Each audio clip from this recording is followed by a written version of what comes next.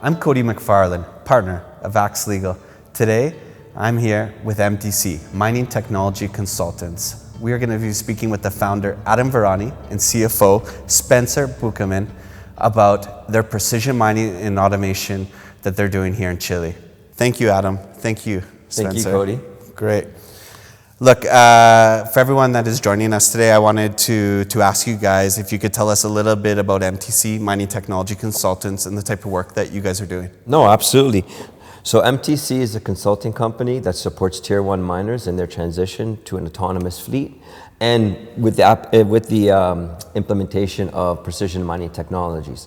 And for both work streams, we support them from business case, development of business case, and all the way into the implementation, execution, and handover. Excellent. And here in Chile, can you talk about a little bit more specifically about the work that you're doing with some of the miners here? So we've had the privilege of supporting Anglo American with the implementation of the autonomous drills at Los Bronces and Quellaveco. In addition to that, we've supported Glencore from business case all the way to implementation, and are continue to support Glencore at Lomas Bayas and Antapacay with their autonomous drilling solution. Excellent. Why do mining companies need support from companies like MTC? Look, a lot of this might be the first time that an asset is implementing these types of technologies. So from business case development to implementation, there's little details and nuances and learnings that they might not have. And a lot of the time, the learnings can be expensive. So it's nice and important to have people on the team that have that expertise, that have that knowledge of what does it mean to develop a strong business case for precision mining technologies and for autonomous technologies. In addition to what does it mean for that change management piece, that solution, that training, that handover to be done right and seamlessly. So it's good to have them on your team, for us to be on the team to support with the asset, with these types of challenges. And do you find that within the mining companies, they have the internal capabilities, knowledge for a lot of these programs, or is that still being built? I mean, at a high level, yes, because there's great people that are working within the mining companies. But one of the big challenges is you'll have the OEM, the project team, and then the asset team. And so there's a lot of learning just in that working group that happens that can slow down a lot of these projects. So bringing people like us into it really help to create this ecosystem between those three stakeholders and to drive the project forward. Perfect. I'll also add in there that it's a very dynamic industry, and so it's always changing. And so right now, for example, if you try to get a level 5 AI shovel, it doesn't exist, but a lot of companies are working on it. So we're constantly working with them, trying to keep up to date. So if you want to get an autonomous technology or an autonomous plan, we can come in there and give the specialized knowledge that you need in that moment. Excellent. Yeah, that is a great response. And just to add on to that, because we have those strong relationships and knowledge, again, we are bipartisan, but we really take it upon ourselves, and maybe other companies out there as well, to really understand what's out in the market. So when it comes time for business case development, when we're presented with a solution, there's already an understanding of, when we're presented with a problem, there's already an understanding, or we have an idea of a pathway to a solution. What is involved with rolling out autonomous technology? Because right now we're hearing a lot about autonomy, about trucks, about drills, and I think a lot of people understand that we have to change out equipment and things, but they don't understand everything that is actually involved. Ooh, there's so much. We could have an entire show on that. But I guess from a helicopter view, I guess how they say, well, I'll tell you how we like to approach it. So we would like to do kind of like a internal benchmarking where we assess where the mine is at. So we review their fleet, see where they're at. For example, how many hours or meters are left on some of the equipment before an overhaul or a big maintenance. After that, we like to do an opportunity assessment. So then really kind of do a market scan and see how things are going, and then build a plan from that business case part all the way to the implementation, which would involve support with, and what we need to really focus on, and what this involves is development of like new procedures, change management piece, training. So a lot of that is what needs to be really focused on when rolling out different autonomous technology. And so from what I'm understanding, obviously one is coming up with the business case and choosing the technology, but from what I understand right now is that it's actually the rollout and the implementation that is really the challenge for mining companies. Absolutely. Look, autonomous technology, precision mining technology in itself is all about people. Yeah. The technology is 10% of the challenge. The people is the other 90%, right? Because they'll do what we tell them to do. So getting everybody on board, getting everybody upskilled, trained, adopting and really embracing the new procedures and the new technology is the hardest part, because you are now changing the way people fundamentally think when it comes to mining. And when you're changing how they think, you're changing how they work as well, right? So it is the big challenge, and getting people to actually really see the benefits to this and embrace it right away, and also learn that understand that there is a bit of a learning curve to it, but that is the biggest challenge. Yeah, but on top of that, it's the mine and the operation that drives the technology, not the other way. So we don't choose the technology and then try and implement it to the mine. So that's a case where it is important at the beginning, because it doesn't matter how good your implementation plan is. If you choose the wrong technology, you're not going to choose an unprofitable plan into one just by having a good implementation plan. So we take a lot of care in that first part, looking at what is the mine right now? What are you operating? What is your geology? All these are very important factors and variables before we decide, okay, this is the proper roadmap for you. I think that's a really important point that you make, Spencer, because here in Chile, obviously the mines are much different than what you would find in Australia or in Canada. There's obviously little differences between each mine. And so I was hoping to find out, what are some of the things that are unique here in Chile than, say, compared to Australia in terms of how the mines operate? I mean, here in Chile we have huge copper porphyries, right? And now a lot of these mines are getting into that primary ore. So in Australia, with iron ore, you have grades of like, sorry for laughing, like 50, 60%. But over here, we have a huge challenge where we're seeing grades of 0.4%, 3%. Our cutoff grade is getting lower and lower and lower.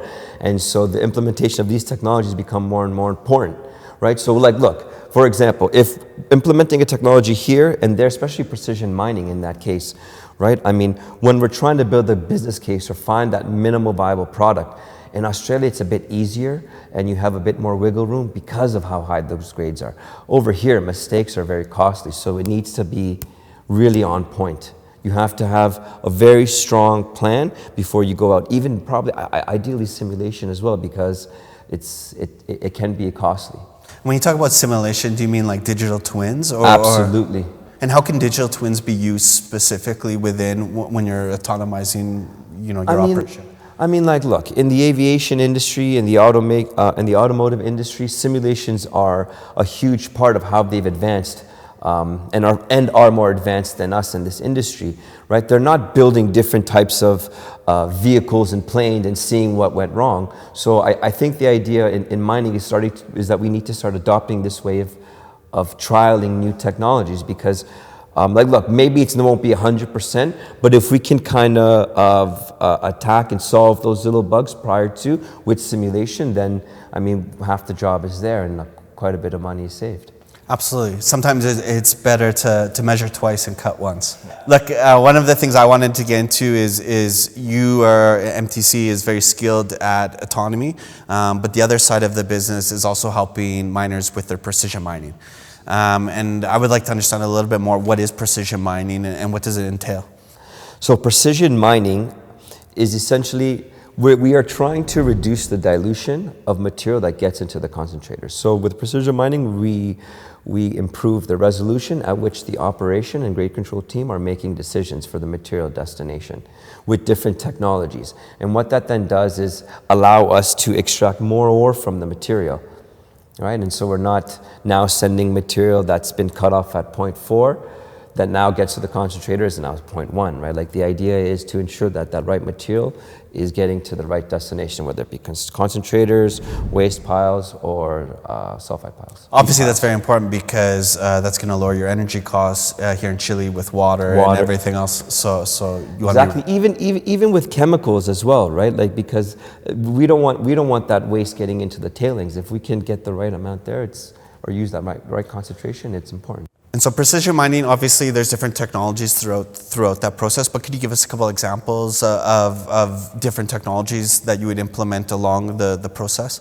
I mean, like, look, it always depends on the mine, the problem, and the material, right? I mean, for depending what the problem that you're trying to solve, different materials, different technologies can work for you, right? Whether it be pulse fast thermal neutron activation, PFTNA, which penetrates the rock, or sometimes an XRF is sufficient enough for the problem that you're trying to solve. Yeah. So, you know, without getting too into it, I think it's really important that we understand the problem prior to selecting the technology for the solution. Perfect. I mean, I'll just add on that the general problem of precision ore control was trying to solve is just trying to send less waste to the mill, where it's expensive to process. And so that's just part of the case where if you know this giant rock has a little bit of ore in it, if you don't have good, precise ore control, you'll send the whole rock to the plant, and you'll have a whole bunch of waste in there. And the opposite of that, maybe there's a little bit of ore, but not enough, so you send the whole rock to waste, and you lose that opportunity to make that. Whereas if you're more precise with your ore control, then you can break that rock into smaller pieces, and you can make more precise decisions. And so at the end of the day, that's what you're trying to do. You're trying to lower your cost at the mill by sending less waste. You're trying to extract more ore from your deposit. No, that's a really good point, and I guess I only touched up on it, but just to bring it to the mining, so we use a block model when making those decisions, right? 15 by 15, 15, depending on where you're at, right? Could be 7 by 7, 15, but if we can reduce that, right? That's what that goal is, and I love that example that you used. If we can reduce that block model, if we can make a decision of how we send that rock, and we can pick it with the teaspoon, and we're sending that teaspoon from the rock to the mill, then we've done our job, right? Like absolutely. Look, precision mining, I think, is really important, and there's obviously lots of different technologies to help at different points in the process to ensure that you're sending, ore and less waste to the mill. But another question I really wanted to touch on was ore sorting, because that's a big topic right now. In terms of technology that you've seen out there, how close are we to really implementing it on a large scale? in theory, we are right there. Right, the technology is there. Again, it's that people part. It's getting the asset totally involved. It's getting everybody at the asset to go in that same direction. Both OEM, consultant, and asset working together, developing a strong plan and committing to it to execute. So, from a technology standpoint, I believe we're there. We as a industry are the people part figuring it out. That's really interesting, because what I think a lot of people don't understand is the technology has developed a lot in the last, 10, 20 years. But it's a people part that is really needs to change, and that's that change management where companies like MTC can help out with. Change management, training, I mean, those are huge, because those are part of that adoption and handover. The asset, we will not commit to something unless we really, really know it, right? Yeah.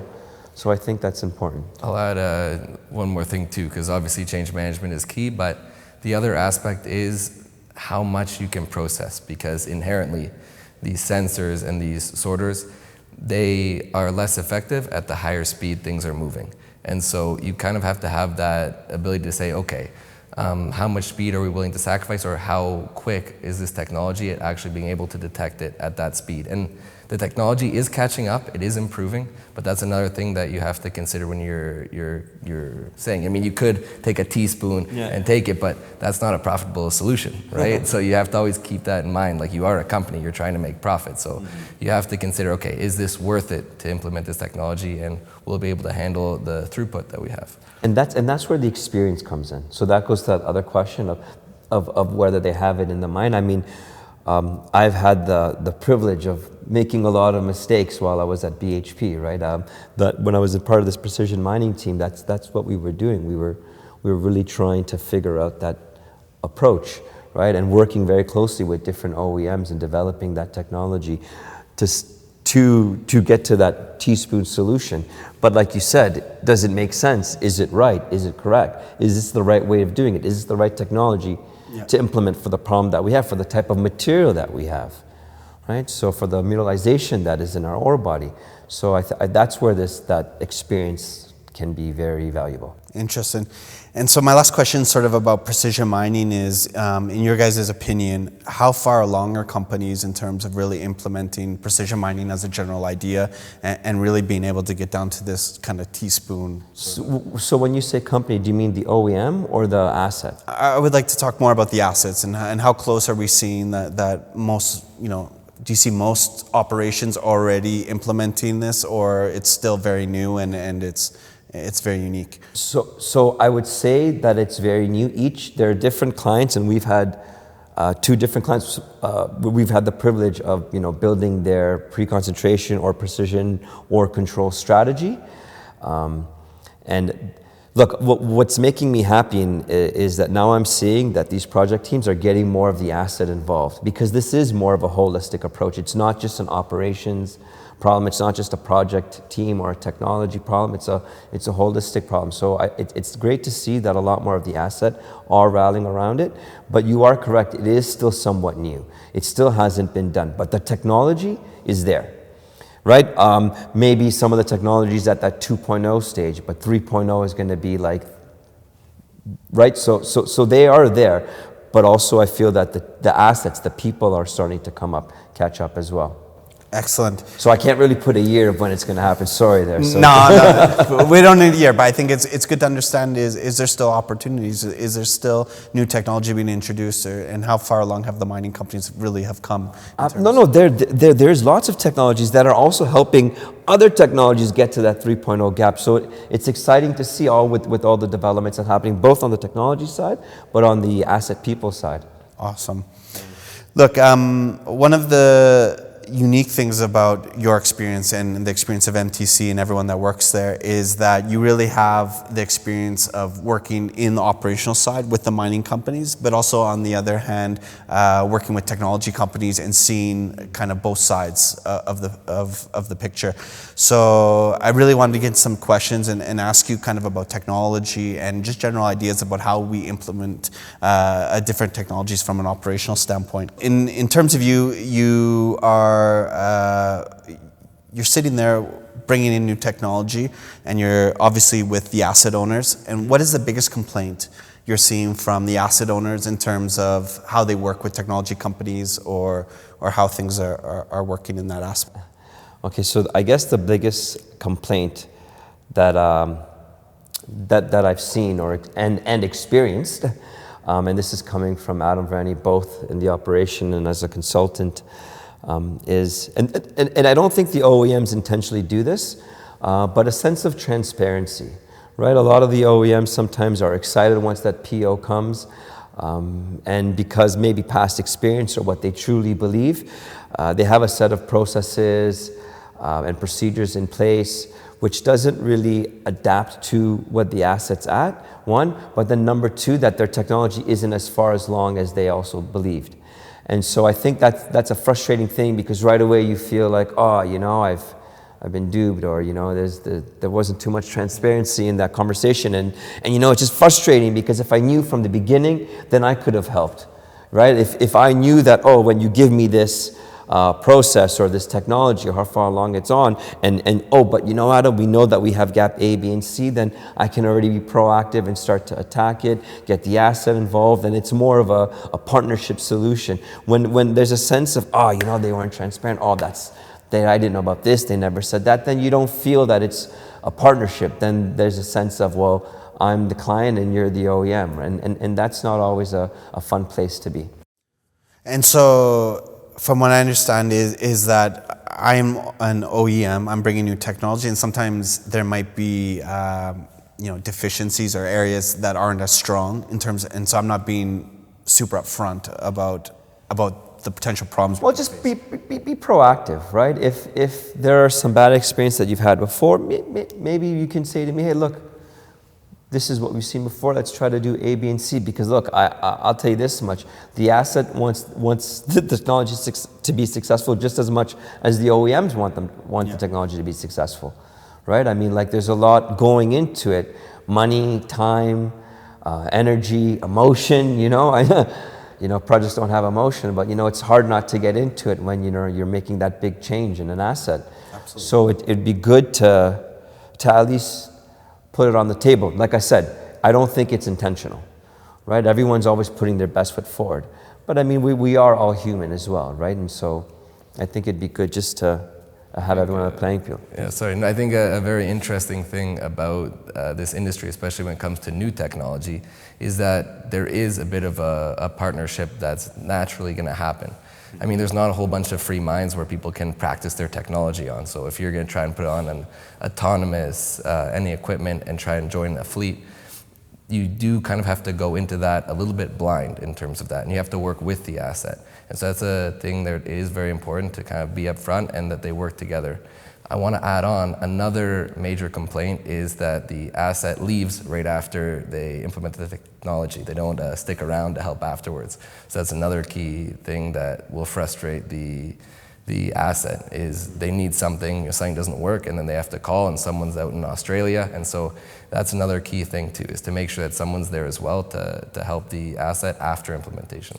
And would you say that if I bring a technology to a mining company, I should have a clear plan of how I'm going to provide, support and everything else after? Do you think they appreciate it?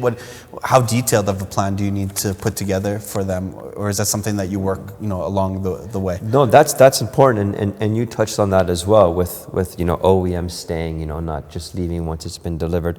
No, it's important to have a strong, solid plan prior to the implementation, right? Be proactive.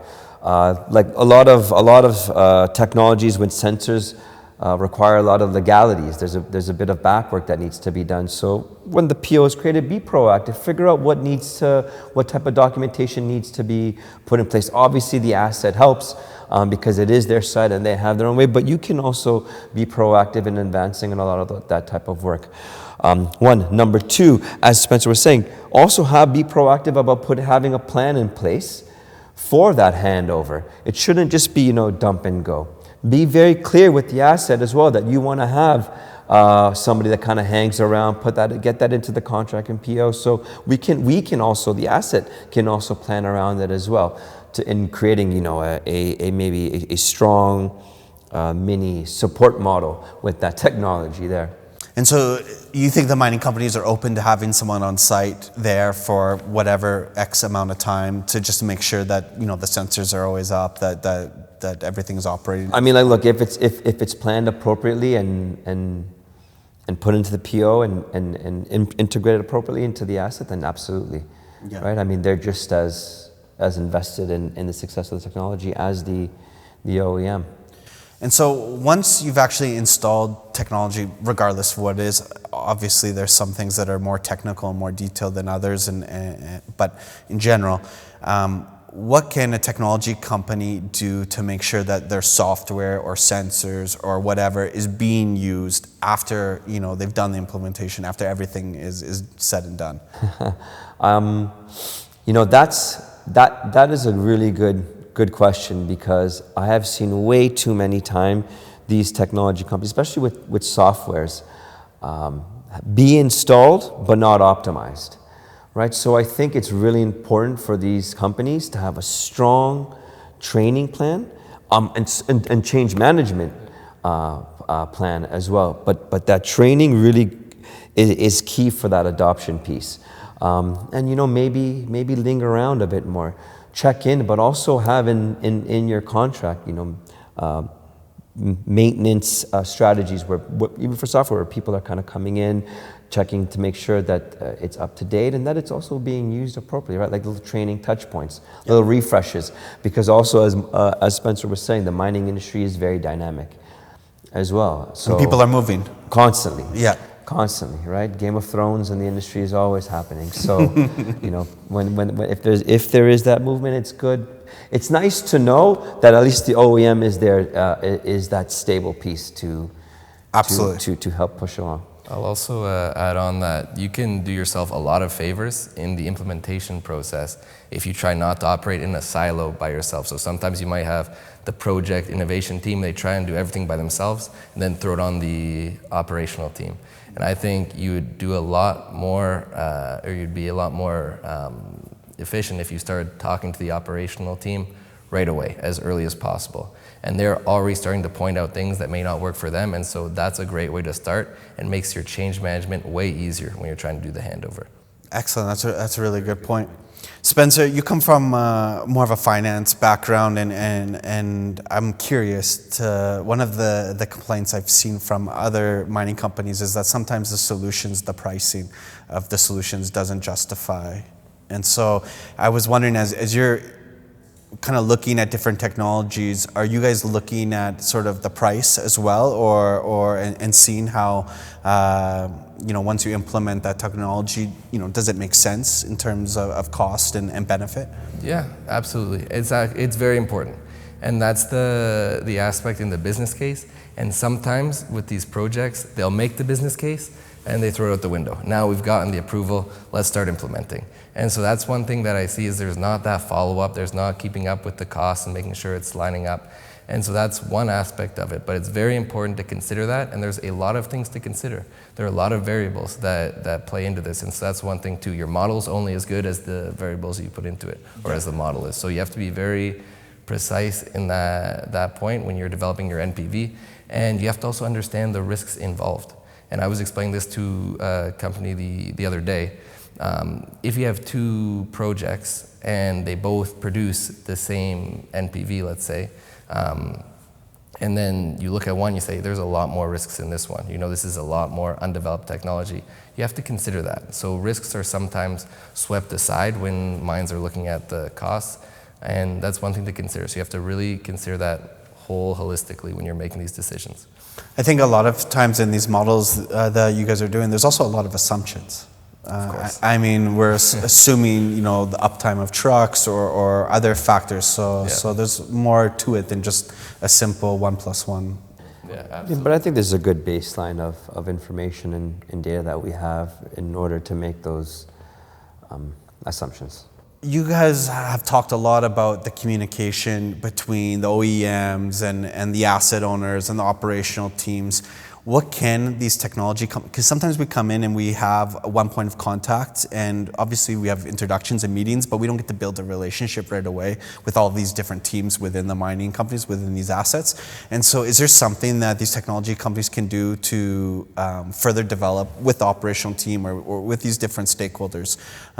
Just because sometimes from our perspective of working with technology companies, and the complaint that we see from their side is that sometimes the mining companies, you don't have the face time with everyone. And so, one person's concern is not always another person's.